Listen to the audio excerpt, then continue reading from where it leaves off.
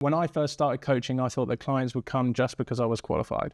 Spoiler, they didn't. It wasn't until I built a strong personal brand that things changed, and today I'm going to show you how to do it as a coach. In this video, I'm going to show you a framework for how you can build that brand to attract leads, how to get your first few clients, how to position yourself and set up your content strategy, and how you can start building your expert reputation on social media and YouTube alike. I'm Tom. I'm a content marketing coach that has helped experts across loads of different industries be able to produce content online and make sure that that drives their online revenue too. I've helped some of those experts go from zero earnings online to get over $500,000 a year just from their online activity and creating content for their audience. With smart strategies, I've helped coaches, consultants, and advisors be able to achieve things that they never thought were possible through their content. So now you know that I know what I'm doing.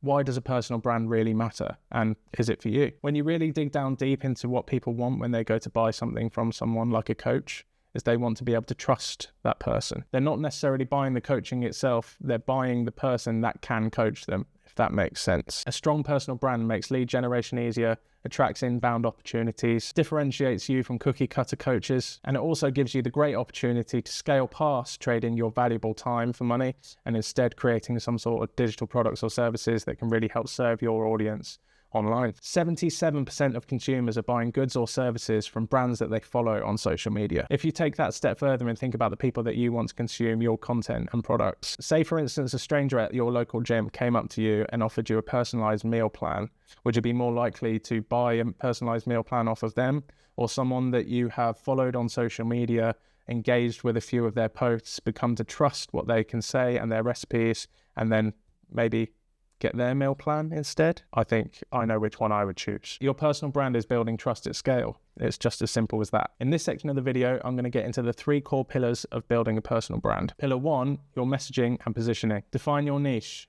who you help and how you help them. Craft your core message. For example, mine is I help experts grow their online business through content marketing. Here's a simple exercise that you can try to figure out what positioning you want to take up as a coach. Draw 3 overlapping circles: what you're great at, what your clients want, and what's scarce in the market at this time. Where the 3 overlap, that's the sweet spot. Pillar number 2, your content and visibility. Content is your personal brand in action. The content that you share acts as marketing assets.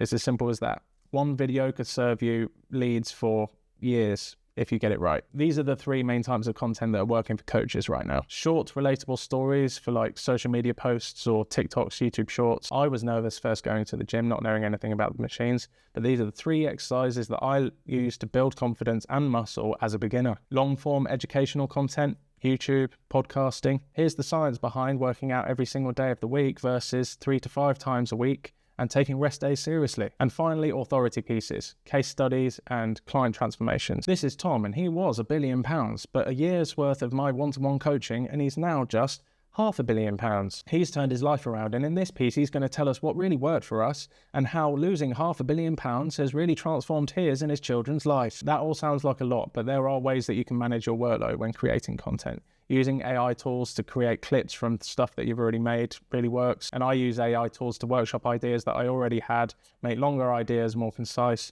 and just basically make my workload more manageable. Don't rely solely on AI because after all, you're the expert and people are coming to you for your information, but use AI to help come up with a way to fit your information to a suitable audience. Pillar number 3, trust building proof. Share your testimonials, stories, behind the scenes.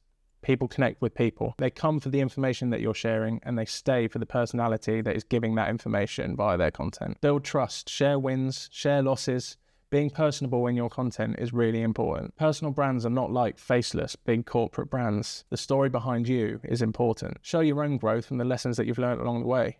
Don't just teach, share the journey. Screenshots of client wins, short clips of coaching sessions, with permission of course. Then you can open up about these experiences. What worked, what didn't, why this client quit, and why this client went on to change their life. In this section of the video, I'm going to get into the common mistakes that I see coaches make when building their own personal brand. Too often I see coaches trying to be everywhere at once instead of just focusing. Discoverability is important, but what's really important in the beginning is being of value in the eyes of each and every lead that you can get in front of. For a business coach, you might want to knuckle down on LinkedIn and YouTube. For a fitness coach, it might be Instagram and TikTok. Be where your target audience is going to be and focus in. Give those people real value with each piece of content. Another mistake is that people see coaches within the same niche as them and that they start to copy what they're doing instead of coming up with their own original ideas or sharing their own personality. All that's going to do is just dilute your authenticity, and it kind of makes you look not trustworthy, doesn't it? Being original is standing out. You are going to have views that differ from what other people say,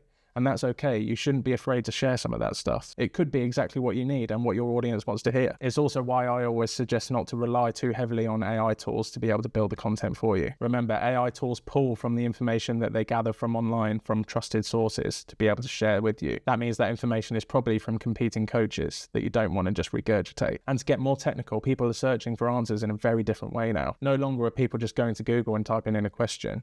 They're going to chatbots like ChatGPT, Notebook LM, Claude, and they're asking things in a very conversational way, and they're expecting served up answers. I've seen this change across my channels, and I've changed some of my SEO strategy in order to keep up with that. I'll probably cover that in a future video because I think that's really interesting, but for sure something to bear in mind right now. Another mistake that coaches make is overthinking their brand assets.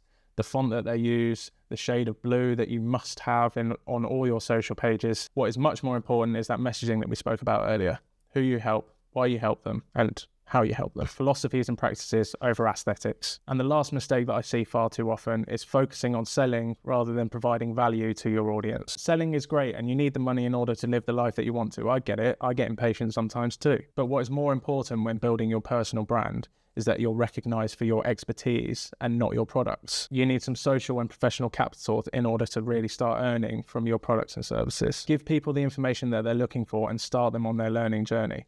They'll reward you later on. Trust me. There's always room to learn more about absolutely everything. So finally, here's your action plan for getting started and building your personal brand as a coach. Pick one platform that your audience is hanging out at and dive in deep on there. Create content, message people, speak to people. Pick one platform. Be consistent. Commit to 1 or 2 formats. Short form posts, long form posts, videos, whatever it is. Focus. Not spread yourself too thin. Create a lead magnet to start capturing information in the form of email addresses so you can continually contact people, and show up consistently with value-driven content. Once a week, 2 times a week, once a fortnight, whatever it is, be consistent. So yeah, the core of building a personal brand is basically get your message right, get your content right, and build trust from there. If you follow those steps and stay consistent and stay at it, you'll get there, I promise. If you're a coach, your next client might already be watching you, and you just need to show up and be there for them. If you want some free advice on how to start creating content for YouTube, I've got 30 days of free advice from me that you can get straight to your inbox. There's a link in the description. You can sign up and get that right now, basically. Link in the description. Go and grab it. Otherwise, yeah, good luck in building your personal brand. Don't be afraid to message me. Drop in the comments what your thoughts about your niche is, what your personal messaging is, and maybe we can have a chat there. And for more videos like this and advice on how to build your coaching personal brand, subscribe. Hit the like button as well if you like the video. And yeah, I'll see you in the next one. Cheers then.